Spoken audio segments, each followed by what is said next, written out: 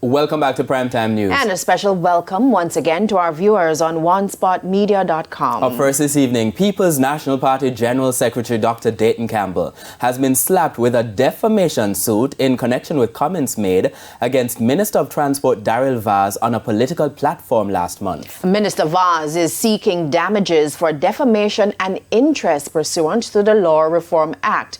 Raquel Porter has the details.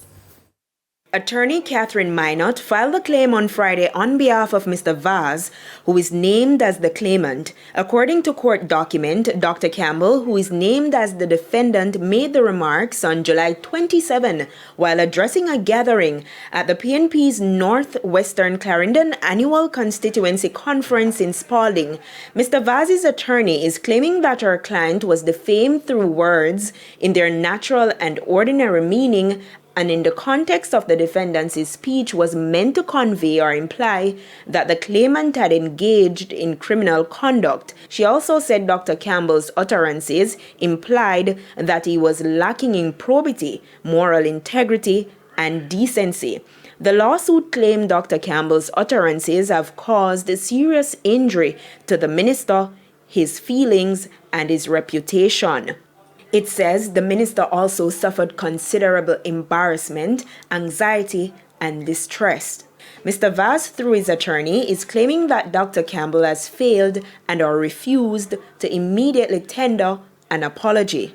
The transport minister is seeking general aggravation and exemplary damages on the basis that Dr. Campbell's statements were entirely unnecessary.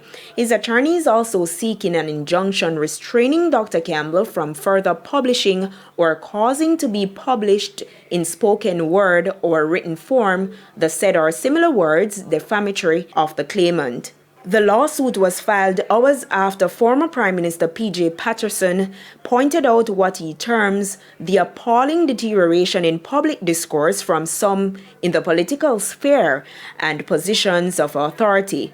Mr. Patterson said such utterances cannot be allowed to continue without clear denunciation. There has also been an increase in calls for the re-establishment of political ombudsman in light of the conduct of politicians. Raquel Porter, TVJ News.